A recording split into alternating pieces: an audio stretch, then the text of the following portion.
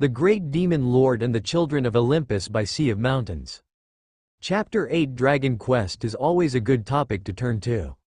Wow, I really didn't think they'd be that wary of me.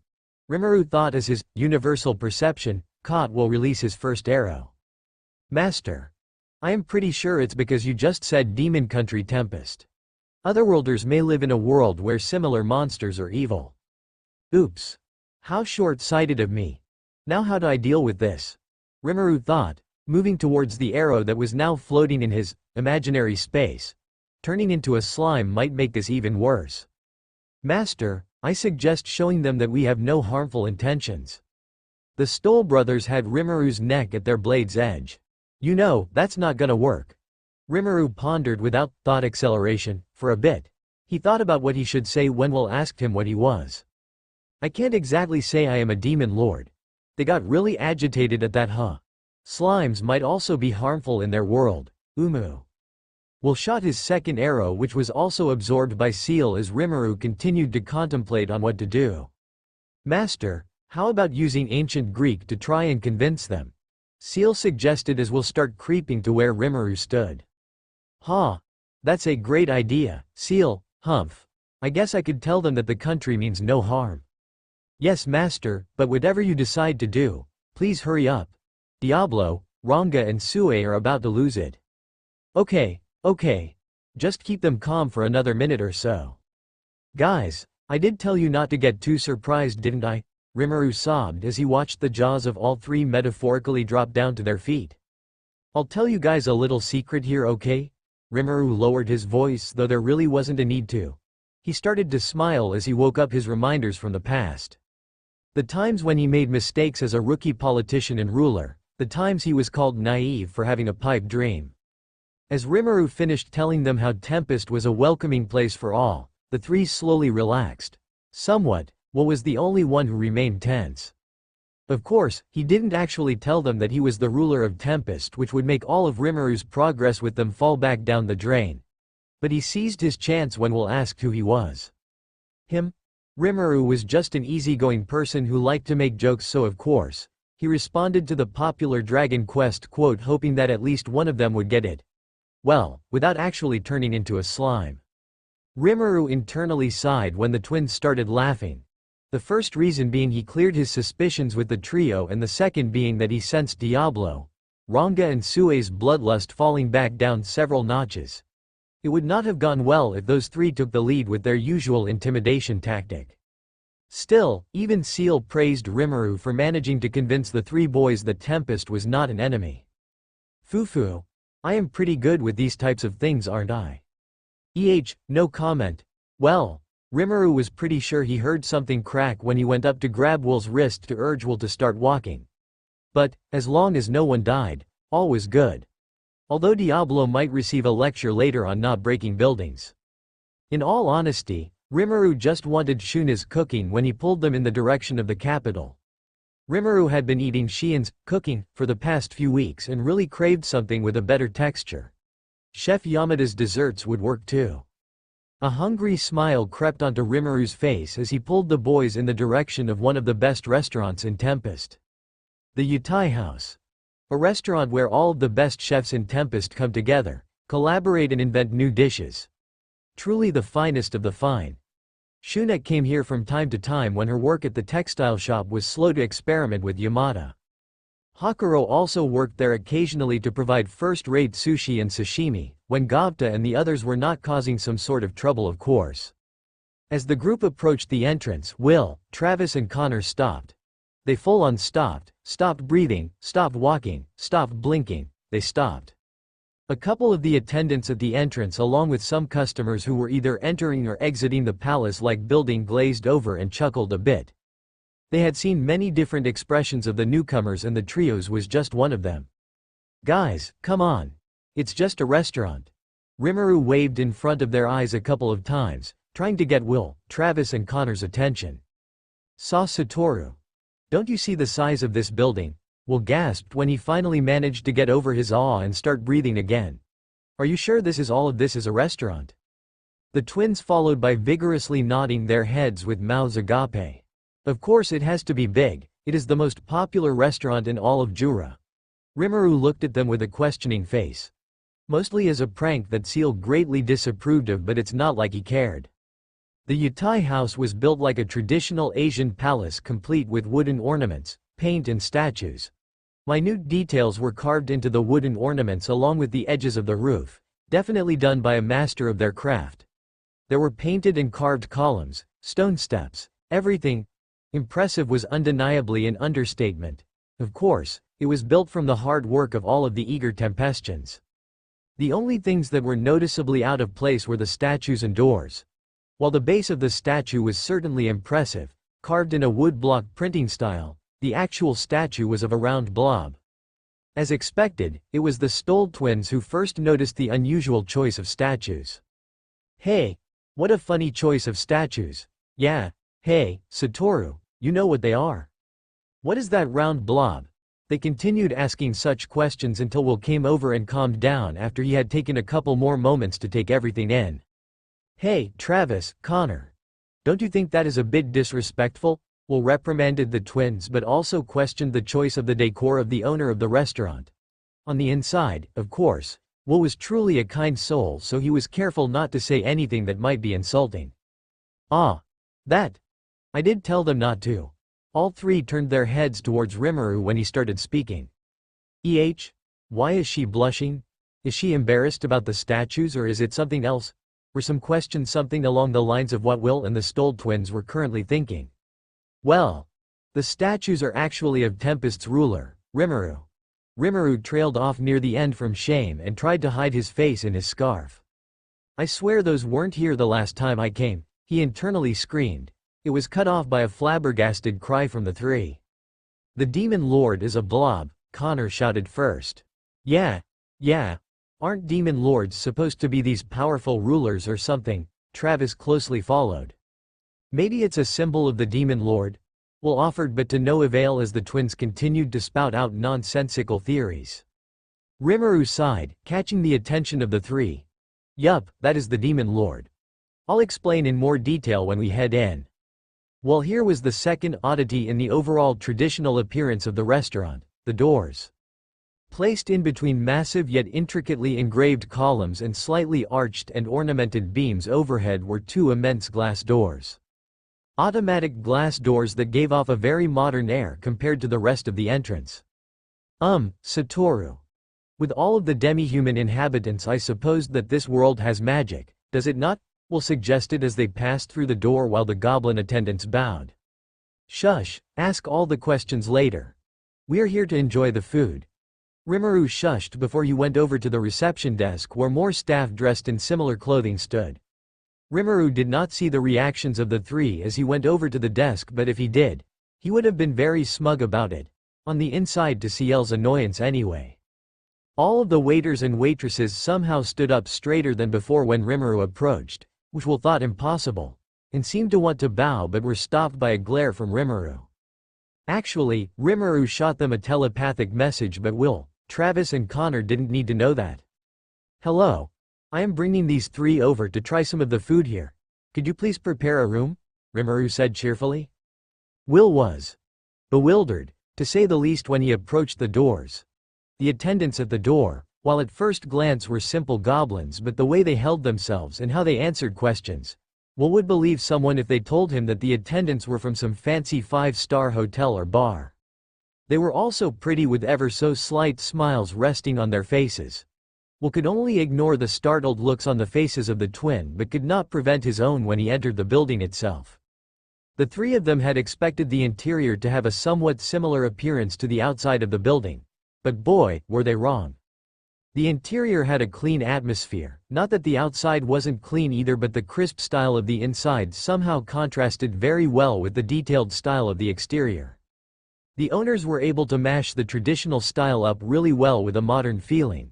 There were contemporary styled dividers and columns, but they were painted and carved with a traditional design that made it very appealing.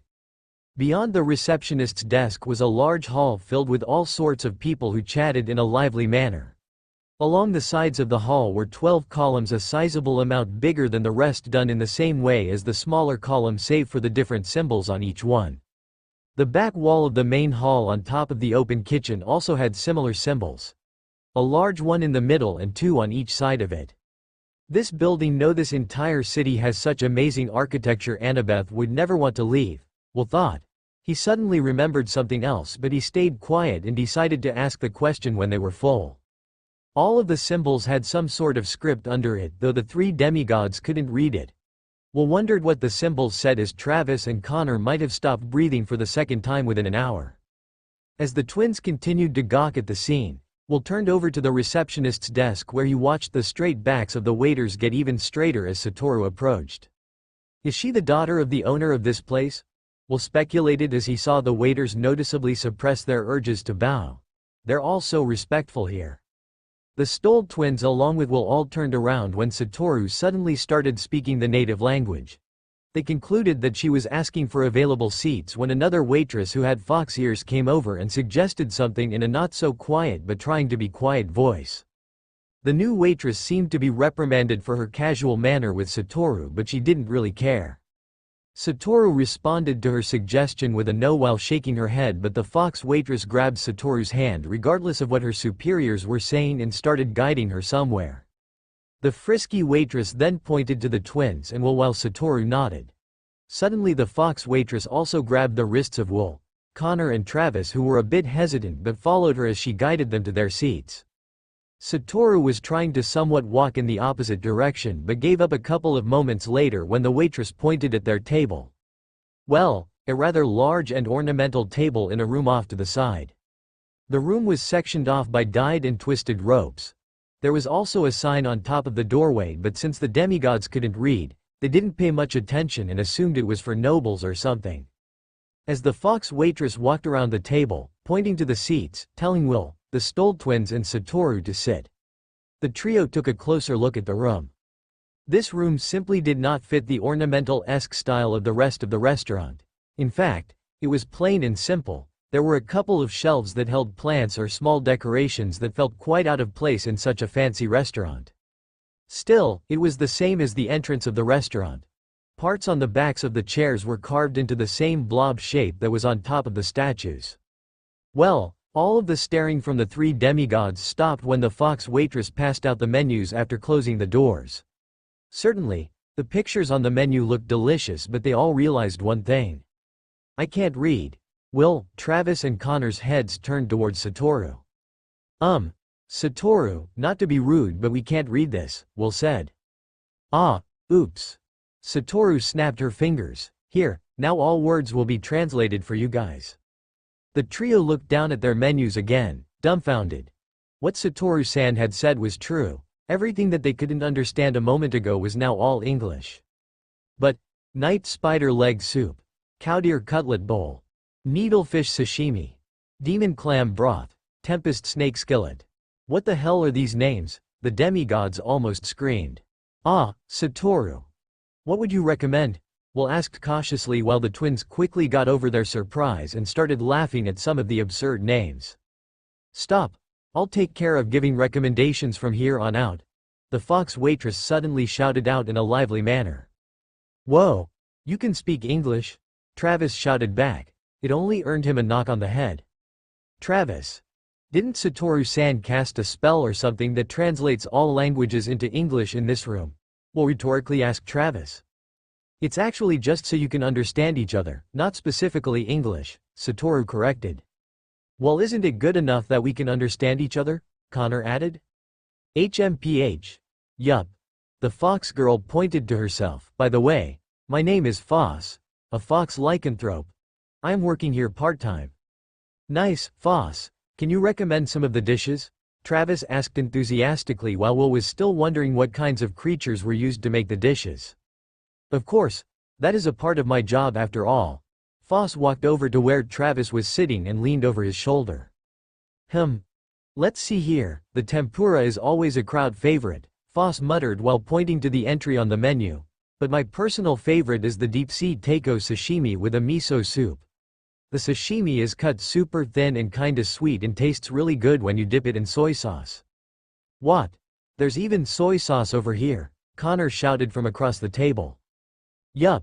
When the village which Tempest was built from was relatively new, Lord Rimuru spent a lot of time searching for something to make the soy sauce with, Foss explained. Apparently it was because some food just could not be eaten without it. Satoru coughed a bit at Foss's explanation but pretended as if nothing had happened and continued to look over the menu. Wow, despite being a demon lord, Rimuru sure sounds like he cares a lot about the people and little details like these, Will commented. Yeah, but isn't the demon lord a blob? Travis commented. Will could only facepalm at the carelessness of the twins. Lord Rimuru is not a blob. Foss suddenly got angry. He's a slime. A super powerful slime to boot, she huffed. A slime, Travis and Connor both exclaimed with extremely startled faces. Hey, Foss sniffed smugly. Not just any slime of course, Lord Rimuru is an ultimate slime. What the hell? Travis started but before he could finish, there was a knock at the door. Your food is here, a woman's voice called out. The presumed owner of the voice then opened the door followed by another waiter pushing a cart full of plates of food. Please enjoy your meal, the waiter and waitress said while bowing. Leaving the cart in the room they opened the door again to exit the room but not before the waitress urged Foss to join them. Ah, I wanted to talk with the other worlders, she pouted. Well, I am sure you will meet them again soon so let's go. There are other customers waiting too, you know. The waitress urged. Foss slumped a bit and unwillingly waved goodbye to the group then trailed after the waitress. Alright, so, now that the food is here, ask away with any question you have. Satoru smiled as she took the plates from the cart and placed them onto the table. Will, Travis and Connor stared dumbfounded, trying to choose a singular question among the plethora they had. Will raised his hand. I guess I'll start if you two aren't. Could you tell us more about the demon lord of this place? Will thought for another moment while picking up a slice of fish, and their subordinates I guess. Sure, Satoru-san answered. I'll tell you guys what is common knowledge, I think. She suddenly took a look at what the other three were doing. Why aren't you eating? Come on, it's not being disrespectful to eat first here I guess. Well, it's just that in our world, we have a habit of giving some of our food to our gods. Surprisingly, it was Connor who spoke up. Rather hesitant at that too. Yup. We usually have a fire in which we give a portion of our food, Travis followed. Will sat there smiling, feeling glad that the two didn't say something wrong for once. Phew. If that's the case, then. Satoru-san snapped her fingers and a black fire appeared in the middle of the table. I think this should work for now, right? Whoa. Yup, I think it would work for now but just who are you Satoru-san? Connor asked while Travis stood up and immediately started brushing a portion of his food into the fire. Connor and Will did the same while Will said something under his breath. They didn't know but Satoru had some sharp ears, and she wondered about the meaning of what Will had said. The three sat back down and Satoru snapped her fingers again, causing the fire to disappear. For Connor's question. I guess I am just simply someone who likes to live their life comfortably. Satoru mused while pouring a bowl of soup for herself, and continuing my answer for Will's question if you are wondering, yup. The demon lord is a slime but they have a human form which they use a lot too. Oh, I guess this isn't important but the reason that Tempest is the way it is now with all its food and buildings is because it was all influenced by Rimuru's past life. That's interesting, but what do you mean by that? Travis asked while also taking a spoonful of the thick soup. Whoa, this is so good. Well, I'll tell the chefs later about your compliment, Satoru said while winking with a glass filled with water. Anyway, it was quite pathetic actually. The demon lord was actually a businessman who died protecting his friend from a robber. He was stabbed then reincarnated as a slime. That must have been rough, Will commented. Of course, Rimuru's arrival as a slime causing a large wave of change, as you can see now. Satoru smiled once again, still holding her glass of water. Somehow Will had begun to doubt that it was water in the glass Satoru-san held. Still thinking hard about what was in the glass, Will's thoughts were suddenly broken by a question from Travis. It was a good question too. A thought that Will had kept in the corner of his mind, only just coming back out with Travis's question.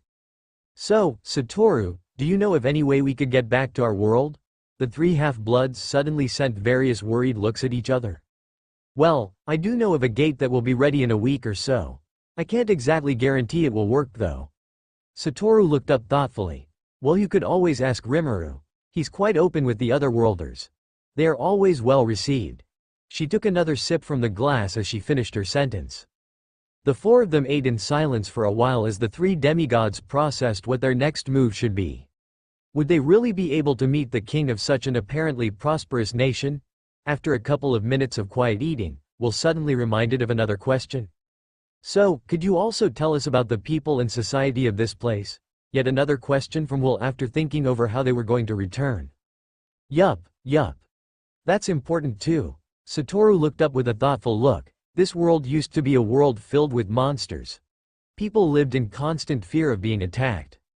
The twins only listened with interest while Will analyzed Satoru's sentences much more carefully than the brothers. Past tense.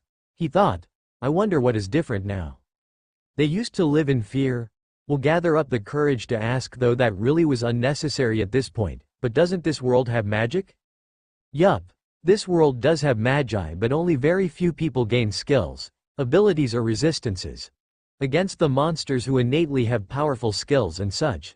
Humankind really did struggle, Satoru answered in a carefree way, but with the education and practical skills that our academy teaches along with barriers set up around town, monster attacks aren't really a thing anymore.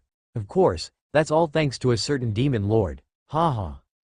Will suddenly had another thought nag at him once he was on the topic of the demon lord. In fact, it was a thought that continuously chewed at the edges of his mind the longer he was in this world.